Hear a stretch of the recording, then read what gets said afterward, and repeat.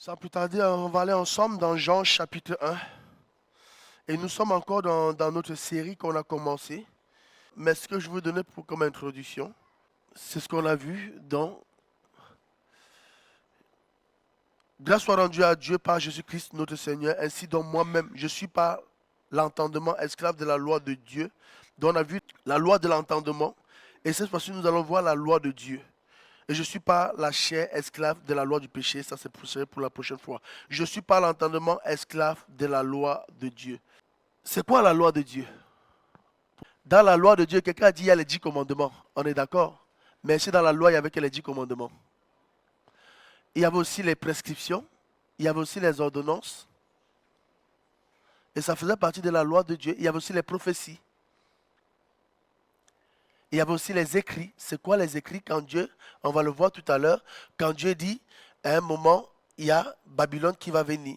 À un moment, il y a les Mèdes et les Perses qui vont venir. À un moment, il y a les Grecs qui vont venir. À un moment, il y a les Romains qui vont venir. Et il finit, il dit, quand tous ces royaumes vont passer, le Christ va descendre. Ça fait partie de la loi, c'est la parole de Dieu, c'est Dieu qui l'avait dit. On peut commencer? C'est ça la loi de Dieu. Ce n'est pas que les commandements, c'est aussi les écrits. Et c'est tout ce que Dieu va faire. Et on va le voir. Et maintenant, c'est Jean qui va nous dire, et regardez ce que la parole, il est dit de la parole. Au commencement était la parole, et la parole était Dieu. Et la parole est Dieu. Elle était au commencement avec Dieu. Toutes choses ont été faites par elle, et rien de ce qui a été fait n'a été fait sans elle. En elle était la vie, et la vie était la lumière des hommes. On va juste s'arrêter là, parce que je ne pouvais pas développer plus, parce qu'il y en avait tellement à dire. Il dit cette parole, waouh, il dit cette parole, elle était Dieu. Et dans cette notion, Jean commence, il dit au commencement était la parole. Et il affirme que la parole était avec Dieu et la parole était Dieu en parlant de Jésus. On va revenir dessus. Mais j'ai un premier souci, c'est que Jean dit au commencement était la parole. Mais il dit Jean, tu n'étais pas là. Et toi aussi, tu as envie de dire, oui, Jean, tu n'étais pas là. Pourquoi tu as pu dire que au commencement, la parole était là, au commencement, Jésus était là? Avant de parler, il faut d'abord savoir pourquoi la personne l'a dit. Oui, le Saint-Esprit l'a dit, mais au-delà de ça, souvenez-vous quand ils étaient dans la barque, quand les flots ont commencé à se lever, quand la tempête a commencé à s'élever, ils sont entrés tous en panique. Ils ont eu tous peur. Et puis, Jésus s'est levé, il a parlé au vent. Et qu'est-ce qui s'est passé? Le vent s'est calmé. Et ils se sont tournés, il dit, quel est cet homme qui parle même au vent et les vents se calment? Donc il n'a pas d'abord dit quelque chose qu'il avait entendu. Il n'a pas d'abord dit quelque chose que Dieu l'avait révélé, que lui-même il avait vécu. Ainsi, beaucoup d'entre nous, si vous venez nous dire pourquoi vous croyez en Dieu, on ne va pas dire parce qu'on a d'abord entendu. Non seulement on l'avait entendu, mais on l'a vécu. On l'a vécu. Jean l'a dit parce qu'il l'a vécu. Et vous vous souvenez de ce moment où ils étaient tous avec les apôtres? Il y a cet ami que j'aime beaucoup, c'est mon ami Thomas. C'est celui qui aime voir avant de croire. Il dit, si je ne vois ses mains, c'est à la résurrection. Il dit, je ne croirai. Même s'il a dit, je ne croirai pas. Il dit, alors si je vois les mains percées, si je vois les traces des clous sur le pied, il dit, alors je croirai. Et Jésus va entrer. Et il va voir les mains percées. Il va voir les clous, sur les traces des clous sur les pieds. Il va reconnaître que effectivement, ce que Jésus avait dit qu'il devait ressusciter, il avait raison. Il avait dit vrai. Il continue, il dit, et la parole était avec Dieu. Il a dit, quand au commencement, la parole était avec Dieu. Là maintenant, on n'est pas encore sur la révélation, on dit, tu as dit quelque chose, il faut qu'on aille le chercher. Et je vais vous bousculer ce matin. Allons ensemble dans Genèse chapitre 1, verset 26. Dieu dit à quelqu'un, puis Dieu dit, faisons l'homme à notre image, selon notre ressemblance, et qui domine sur les poissons de la mer, etc. Faisons l'homme à notre image et à notre ressemblance et qui domine sur les poissons de la mer. Et à un moment, il va dire aussi que cet homme puisse assujettir. Il n'a pas dit je fais, il a dit fais, dont je parle à quelqu'un. Regardez le verset 27. Dieu créa l'homme à son image. Le verset 26 dit on est ensemble. Le verset 27 dit, il dit je suis seul. Je dis mais Seigneur, il est où passé l'autre? Et c'est ce que Jean avait dit. Au commencement était la parole était Dieu et la parole était avec. Et la notion avec Dieu, c'est en Dieu. La parole était en Dieu. Et maintenant, cette notion maintenant de la parole était en Dieu et la parole était Dieu. Il y a cette dimension triunitaire qui montre qu'il y avait ici Dieu le Père, Dieu le Fils et Dieu l'Esprit. Parce qu'à l'instant après, on dit l'Esprit de Dieu se mouvait sur la terre. L'Esprit de Dieu était là pour aussi marquer son rôle de création. Et c'est l'Esprit de Dieu qui est dans le domaine maintenant de la création en nous, dans le côté révélationnel. Parce que s'il n'y avait pas la nouvelle alliance, tous ceux qui recevaient la révélation de Dieu étaient que ceux qui étaient loin et souvent d'un moment particulier pour pouvoir parler de la part de Dieu. C'est dans la nouvelle alliance que tous peuvent parler de la part de Dieu, mais dans l'ancienne alliance, il n'y avait que 3 personnes qui pouvaient avoir la révélation. Sinon, il fallait se référer aux Écritures. Et maintenant, vous me direz, mais Wilson, c'est écrit faisons l'homme à notre image. Mais regardez un autre verset qui lui est semblable, parce que la Bible parle d'elle-même. Genèse 11, 5, 7. L'Éternel descendit pour voir la ville et la tour que bâtissaient les fils des hommes, dans la tour de Babel. Et l'Éternel dit, voici, ils forment un seul peuple, ont tous une même langue. Et c'est là ce qu'ils ont entrepris. Maintenant, rien ne les empêche de faire tout ce qu'ils auraient projeté. C'est quoi la suite? Allons, descendons. Et là, confondons-les. Et Jean maintenant dans cette partie de dit, mais jusque-là tu me diras oui, mais ce n'est pas écrit Jésus. Mais regarde maintenant ce qu'Ésaïe 7,14 dit. C'est pourquoi le Seigneur lui-même vous donnera un signe. Voici la jeune fille deviendra enceinte. Elle enfantera un fils. On lui donnera le nom d'Emmanuel. Dieu avec nous. Le nom d'Emmanuel, Dieu avec nous. Et on dira de cet enfant dans Ésaïe, dans Ésaïe 5, 9, 5, car un enfant nous est né, un fils nous est donné et la domination reposera sur son épaule. On l'appellera admirable, conseiller, Dieu puissant, Père éternel, prince de qui? L'enfant. Et c'est là où, et je remercie Dieu pour le temps de louange ce matin. Parce que le temps de louange ce matin nous a amené et il parlait il est l'alpha et l'oméga. Et maintenant, tout ceci, on voit que vous allez être bluffé. Et quand j'ai pris ça, et Dieu me dit, va dans la notion de la révélation maintenant, de qui est, je suis l'alpha et l'oméga, le premier et le dernier, le commencement et le fin. Et la fin, pardon. Je vais vous bluffer. Je vais lire pour vous, on va afficher Genèse 1:1. Il dit, au commencement, Dieu créa les cieux et la terre. Et au commencement, qui? Dieu. Jusque-là, on est d'accord? Revenez maintenant avec moi dans Apocalypse 22, dans la fin, le dernier verset de l'Apocalypse. Celui qui atteste ces choses dit, oui, je viens bientôt, amen, viens qui? Seigneur Jésus. Que la grâce du Seigneur Jésus soit avec vous tous. J'ai dit, Seigneur, là il y a un problème. Pourquoi on commence avec Dieu et on finit avec Jésus? Mais il y a quelque chose de très important. Non, c'est la loi de la réconciliation. Parce que Jésus était venu simplement réconcilier le monde avec Dieu. Voilà pourquoi toute cette période qu'il donne jusqu'à la fin, il dit c'est simplement la période de la réconciliation. Pourquoi? Parce qu'après, il y a la nouvelle Jérusalem. Une nouvelle terre. Pourquoi? Pour ceux qui seront rendus plus comme semblables à Adam et Ève, mais qui seront reconnus sans péché et sans faute. Mais pour ça, il fallait que, dès le commencement, que Dieu savait que l'homme devait pécher. Dieu savait que l'homme devait pécher. Donc, dans sa préscience, Dieu avait déjà prévu l'œuvre du salut. Et l'œuvre du salut dans la personne de Jésus-Christ.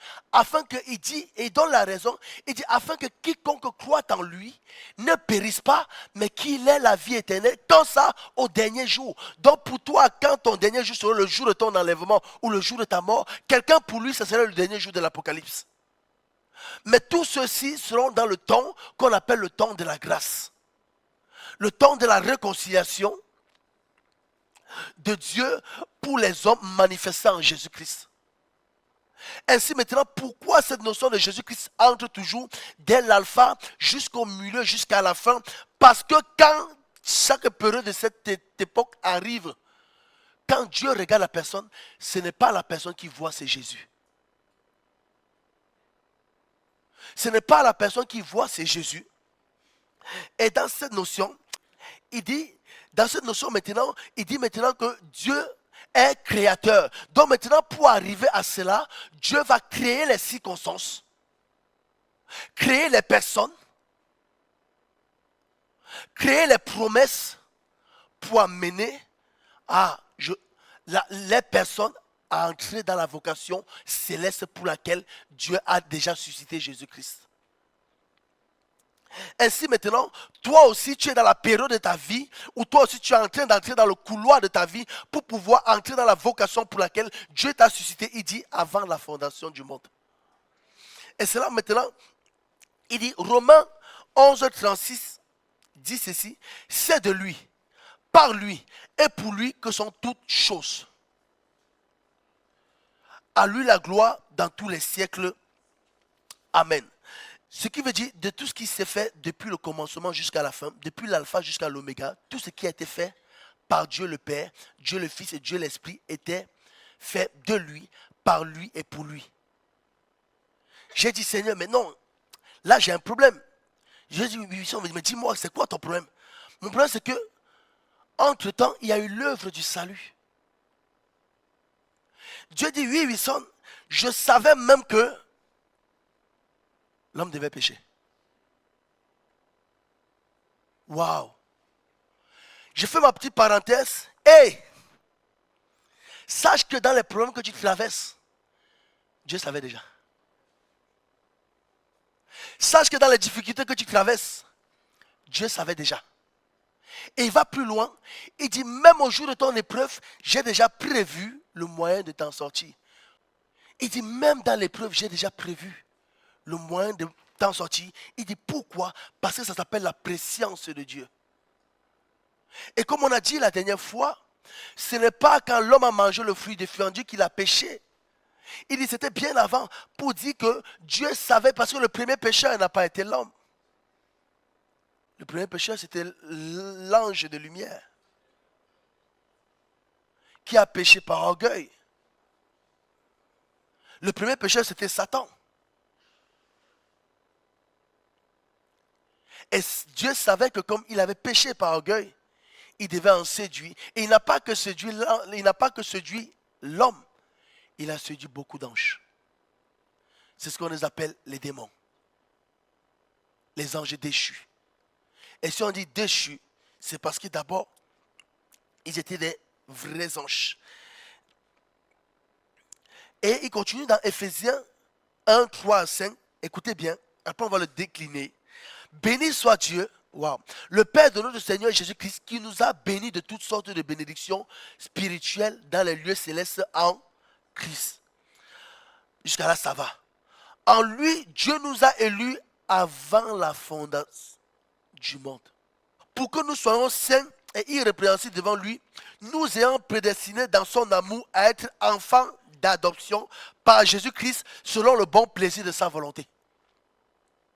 Donc maintenant, on a dit, ici la notion de Dieu, c'est de lui, par lui et pour lui, est toute chose. Et ici maintenant, il dit de lui, béni soit Dieu, le Père de notre Seigneur Jésus-Christ, qui nous a bénis de toutes sortes de bénédictions spirituelles. Pourquoi tu aimes trop t'inquiéter?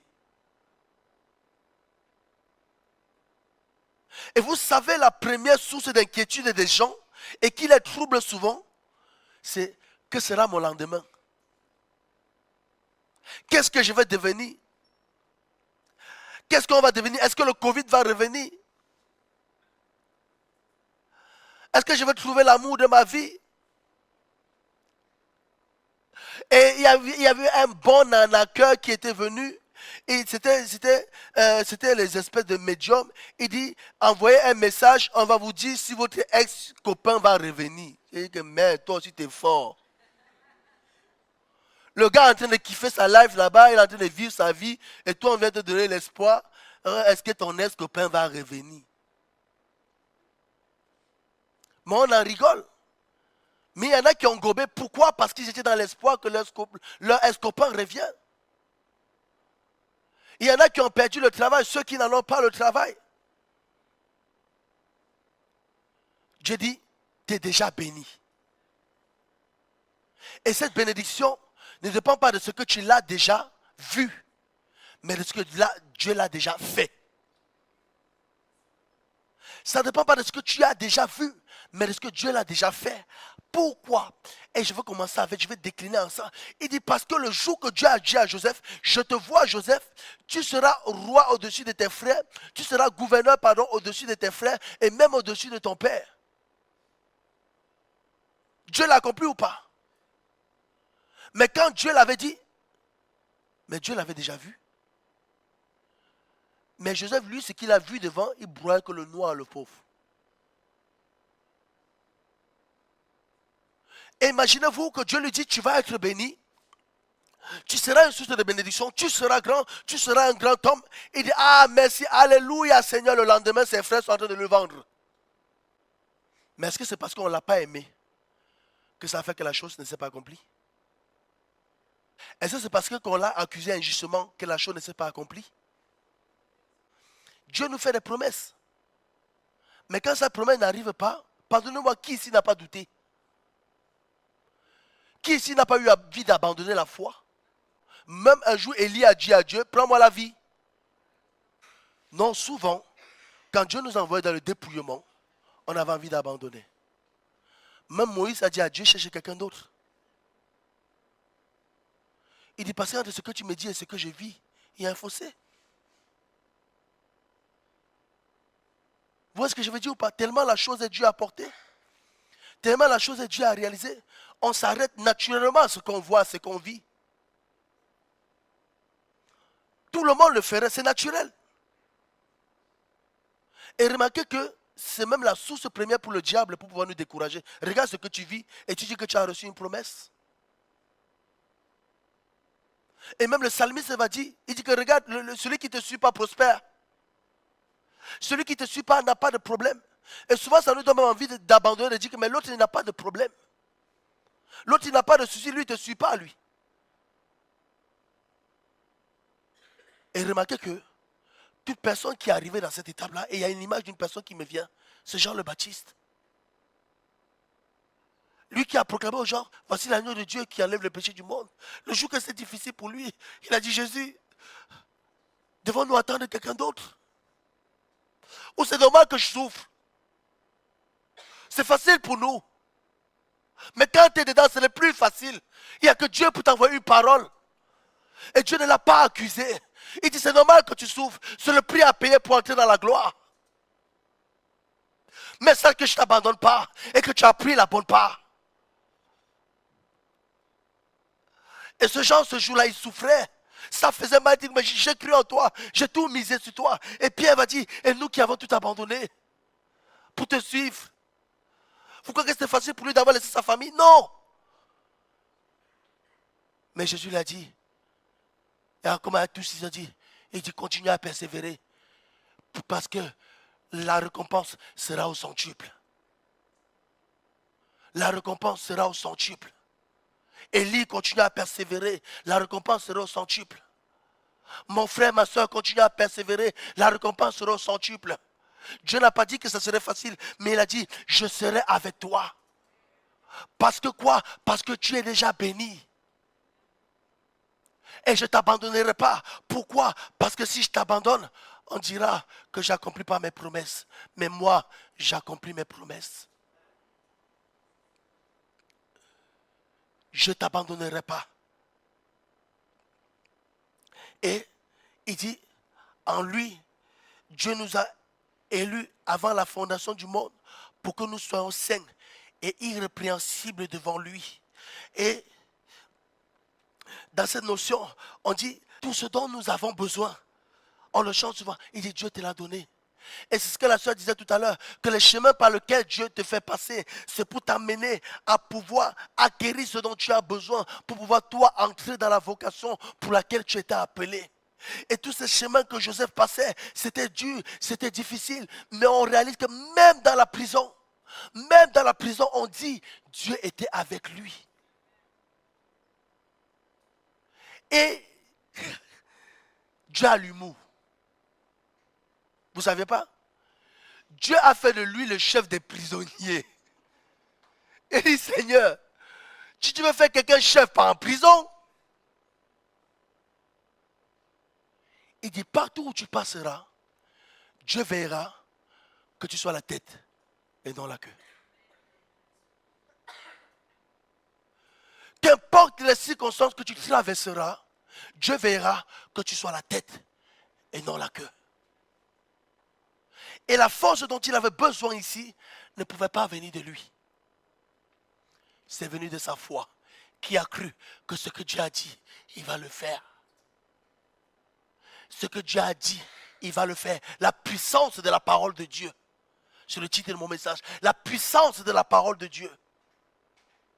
Elle ne dépend pas de qui je suis parce qu'elle a été faite sur ma vie. On dit avant même que je ne sois dans le ventre de ma mère, Dieu m'avait déjà aimé. Dieu m'avait déjà établi. Et Dieu, je vais dire à quelqu'un ce matin, Dieu sait même déjà ce que tu vas faire comme travail ou ce que tu vas faire comme emploi. Donc je t'en supplie, reste dans le calme et la confiance. Même dans ce que tu vas faire comme étude, Dieu sait déjà, reste dans le calme et la confiance. Et je veux dire encore à quelqu'un ce matin, dans cette autre dimension.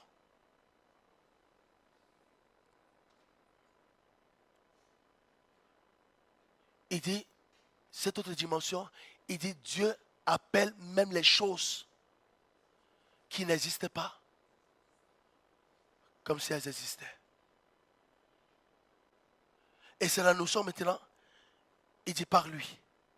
Dans cette notion par lui, avant d'entrer dans cette dimension, nous ayant prédestiné, ça veut dire que, oh, Sanderebocha, dans prédestiné, il y a destination, il y a destinée.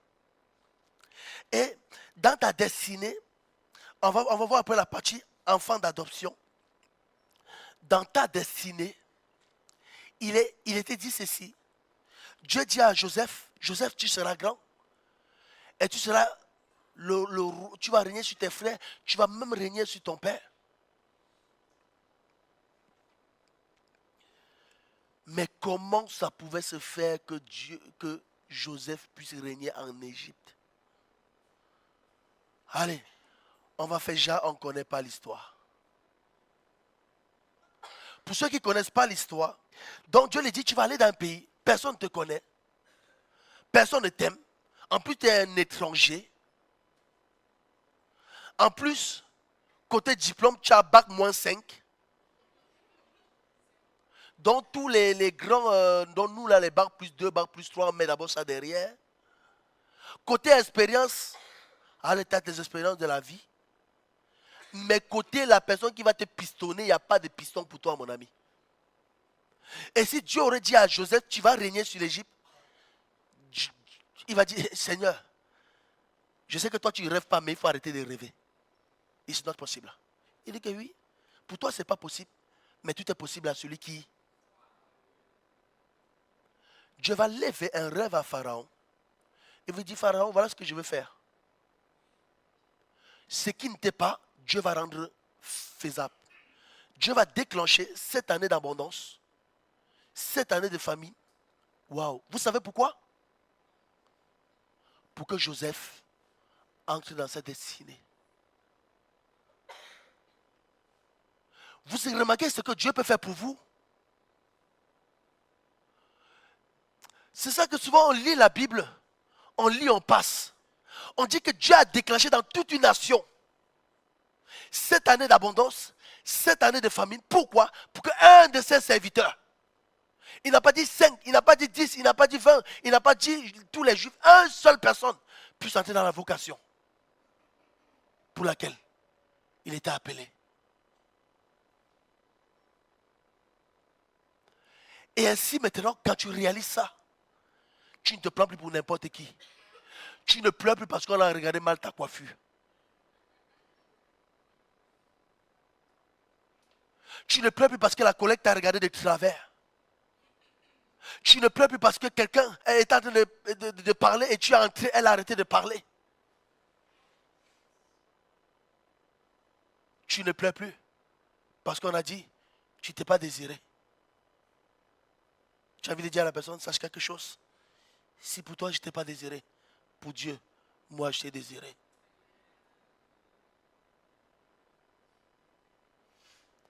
Si pour toi, je t'ai pas voulu, ou pour toi, tu regrettes de m'avoir comme soeur ou frère, sache que Dieu ne regrette pas de m'avoir. Et pour moi, il va changer les circonstances. Pour moi, il va changer les circonstances.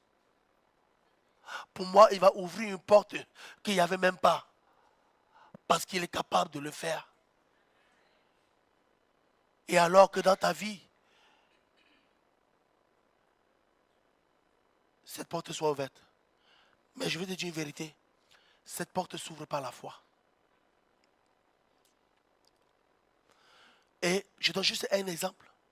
C'est la femme syrophénicienne qui vient devant Jésus. Elle dit, Jésus, en toi, il y a quelque chose. Je veux la guérison de ma fille. Jésus lui prend. Il dit, oui, je sais qu'il y a en moi qu'il y a quelque chose. Il dit, mais je ne prends pas le pain des enfants pour donner aux petits chiens. Elle dit, oui, je reconnais que je ne suis pas des enfants de la promesse. Mais je sais une seule chose, c'est que les petits chiens mangent des miettes qui se trouvent à la table du maître. Et Jésus va se tourner. Il va lui dire, ta foi.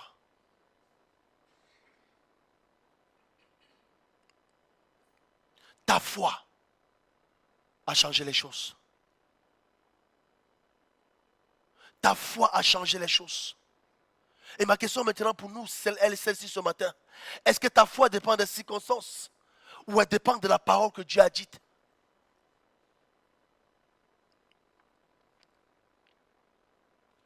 Est-ce que ta foi dépend des moments sombres que tu es en train de traverser ou de ce que Dieu a dit? Est-ce que ta foi dépend de ton portefeuille ou du portefeuille de Dieu?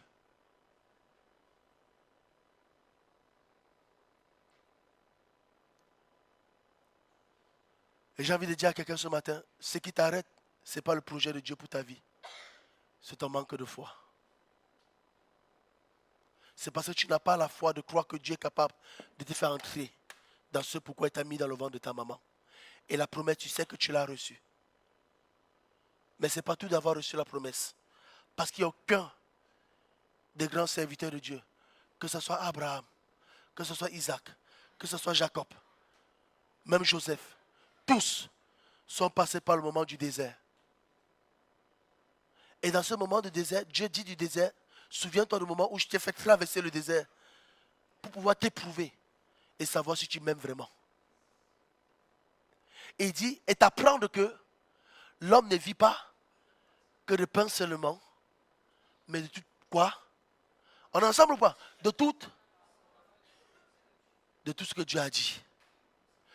Parce que ce que Dieu a dit s'accomplit toujours. Je t'ai amené dans ce chemin, je t'amène dans ce problème dans lequel tu es pour t'éprouver. Il va même plus loin, il dit même pour t'humilier. Il dit, ah Seigneur, tu ne pouvais pas rester à éprouver. Il va même jusqu'à dire pour t'humilier, pour voir si tu continueras à croire en moi. Et la partie que tu avais besoin ce matin, c'était de réaliser que c'est en train de bloquer parce que ta foi n'est pas en train de vouloir le déclic. De dire, Seigneur, ce que tu as promis, tu vas le faire. Et à cet instant, il disait toujours, même si je ne vois pas, même si je ne le sens pas, tu es là. Même si je ne le vois pas, tu es là. Tu agiras encore. Tu agiras. Même si je ne le vois pas, tu es là. Même si je ne le sens pas, tu es là.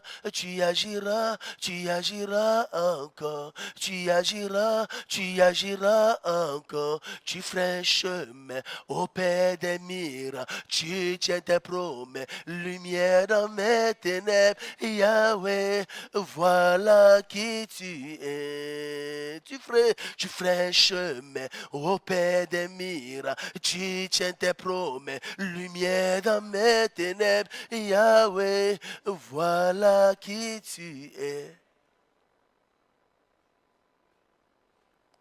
Amen.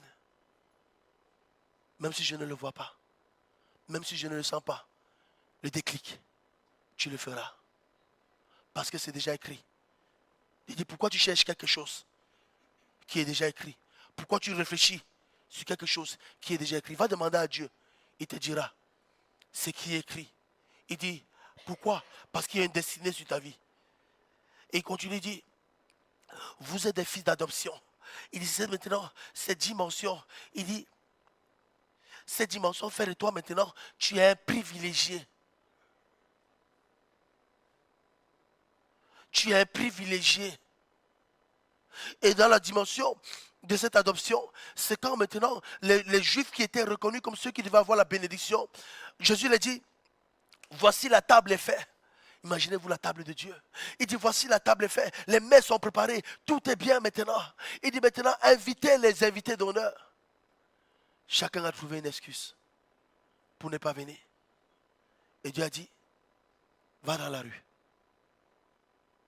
Va dans la rue. Cherche les estropiés de la vie. Cherchez les boiteux de la vie. Cherchez les aveuglés de la vie et amène-les à ma table. Imaginez-vous, on vient vous dire, vous êtes invité à la présidence chez M. Macron. Je vous donne une image que vous pouvez comprendre. Tout le monde ici vous serez étonné. Et vous direz à la personne, tu nous fais un canular. Mais ici, ce n'était pas un canular, c'est la vérité. Nous avons été invités. Ces gens, qu'est-ce qu'ils avaient fait? Ils n'avaient rien fait.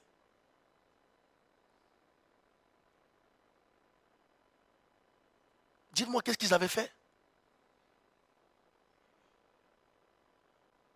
Est-ce qu'ils avaient fait un acte de bravoure comme Mamadou Gassama qui lui a permis d'aller chez Macron? Non, ils n'avaient pas fait d'acte de bravoure.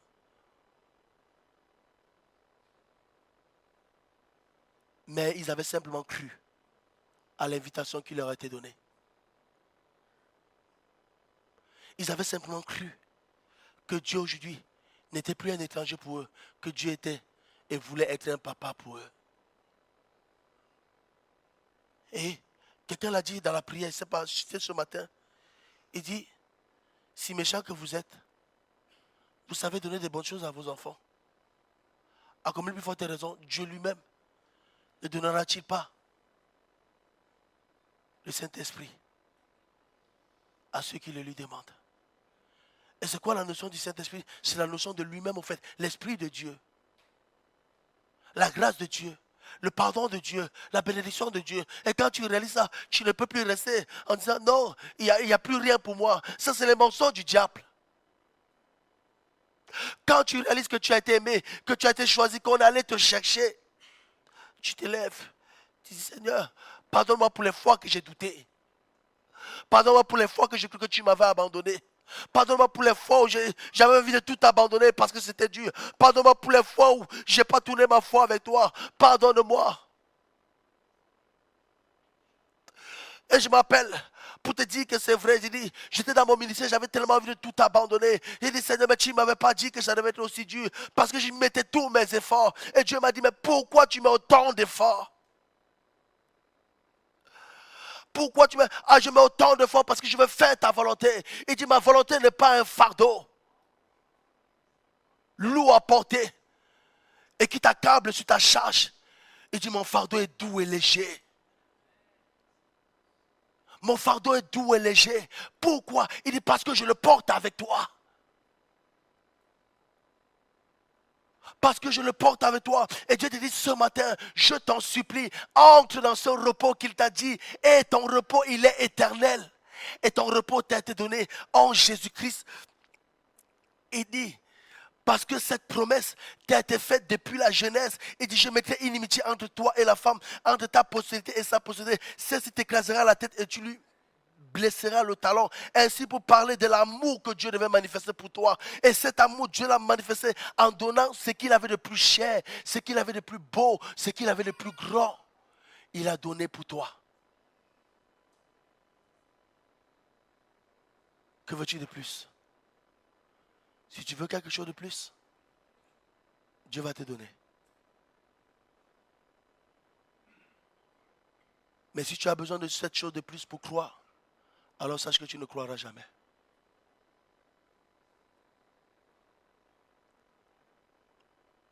Parce que quand Dieu nous a tout donné, il donne une seule parole après.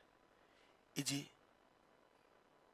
n'est-il pas écrit que tout est possible à celui qui croit?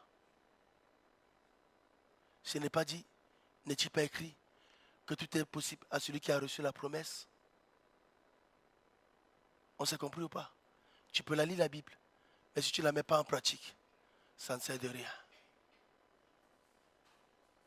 Tout est possible à celui qui a cru à ce qu'il a lu.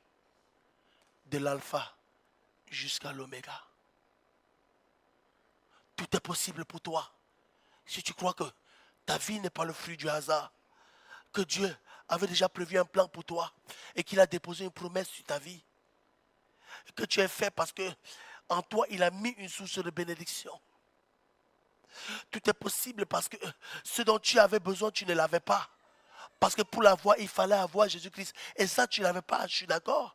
Mais aujourd'hui, maintenant, tu l'as, tu as Jésus. Et par le nom de Jésus, tu as été affranchi de la loi du péché et de la mort. Et c'est pour la vraie liberté maintenant que tu es.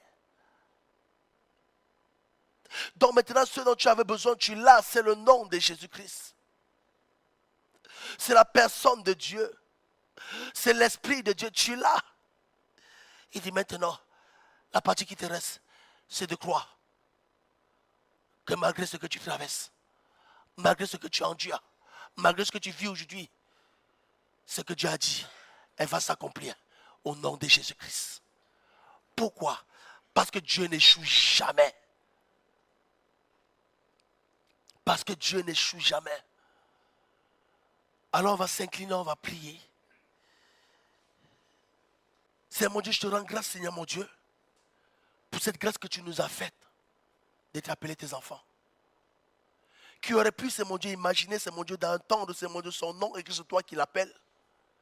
Et cette grâce, Seigneur mon Dieu, que tu nous as faite, Seigneur mon Dieu, elle ne va pas simplement bien au-delà de ce que tu nous connais, mais elle va bien au-delà de ce que nous avons lu, Seigneur mon Dieu, que même les sentiers, tu les rends favorables pour nous. Cette grâce, Seigneur mon Dieu, va bien au-delà de ce que, Seigneur mon Dieu, tu nous amènes à réaliser. Que tu es souverain. Que tu es souverain. Et que ce que tu as dit, waouh, va s'accomplir au nom de Jésus. Et ce matin, on va se lever ensemble. Et tu vas faire ta prière. Il dit, Seigneur, ce matin, je veux confesser que tu es souverain. Ce que tu as dit, on va se lever ensemble. Vraiment, tu vas prier dans ton cœur. Dans cette notion, Seigneur, tu es souverain. Je veux confesser ce matin que ce que tu as dit, tu vas l'accomplir. Ensemble, on va lever la voix. Que tu puisses dire dans ton cœur, Seigneur, je veux confesser ce matin que ce que tu as dit, tu vas l'accomplir.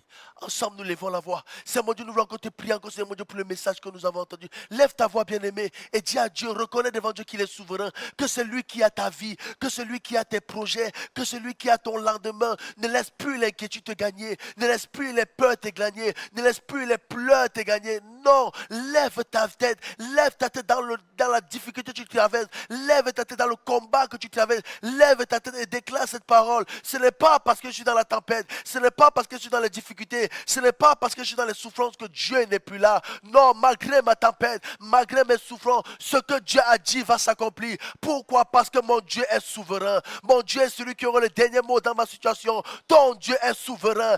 Arrête de pleurer. Arrête de marcher dans la crainte. La crainte ne vient pas de Dieu. La peur ne vient pas de Dieu. L'inquiétude ne vient pas de Dieu. Non, mets ta foi. Il dit, je sais déjà ce que j'ai prévu pour toi. Je sais déjà et ce que j'ai prévu va s'accomplir. Alors lève la tête. Sois la tête et non la queue. Sois en haut et non en bas. Sois la vie et non la mort. Lève la tête ce matin et dis, Seigneur, je reconnais que tu as un projet pour moi. C'est un projet de paix et non de malheur. Pour m'assurer un avenir et une espérance nouvelle. Et ce projet, je vais entrer dedans. Comment? Par la foi. Par la foi, je veux croire. Par la foi, je crois que ce que tu as commencé, tu vas l'achever. Par la foi, je crois que malgré les circonstances extérieures ne m'arrêteront pas. Les circonstances mauvaises ne m'arrêteront pas. Les circonstances de malédiction ne m'arrêteront pas. Parce que toi seul, tu permettras que je sois comme Joseph et que je puisse entrer dans la vocation pour laquelle tu m'as appelé. Oui, Seigneur, parce que tu vas ouvrir des portes qu'aucun homme ne peut ouvrir. Tu vas fermer des portes, mon Dieu, qu'aucun homme ne peut ouvrir, Seigneur mon Dieu. Tu vas manifester ta gloire, Seigneur mon Dieu. Merci encore, Seigneur mon Dieu, parce que ce matin, tu ouvres la porte de quelqu'un, parce que sa foi déclenche l'ouverture de la porte. Tu ouvres la porte de quelqu'un ce matin, parce que par sa foi, il déclare l'ouverture de sa porte et dit, Seigneur, je ne marche plus dans la peur, je ne marche plus dans l'inquiétude, je ne marche plus dans les tremblements, mais je marche dans la confiance en toi. Je te fais confiance. C'est dans le calme et la confiance que sera ta force. Ce n'est pas dans les peurs. C'est dans le calme et la confiance que sera ta force. Ce n'est pas dans les angoisses. Qui par ces inquiétudes peut rajouter un coup à sa vie? Personne, et ni toi-même. Alors lève les yeux vers la montagne. D'où te viendra le secours? Le secours te vient de l'Éternel. Alors, sois un vainqueur ce matin. Sois un vainqueur ce matin. Sois un vainqueur ce matin. Et déclare au camp de l'ennemi. Déclare au camp de l'ennemi. Ce n'est pas vous qui aurez le dernier mot, mais c'est Dieu. Parce que ce qu'il a dit, il va l'accomplir. Au nom de Jésus. Amen.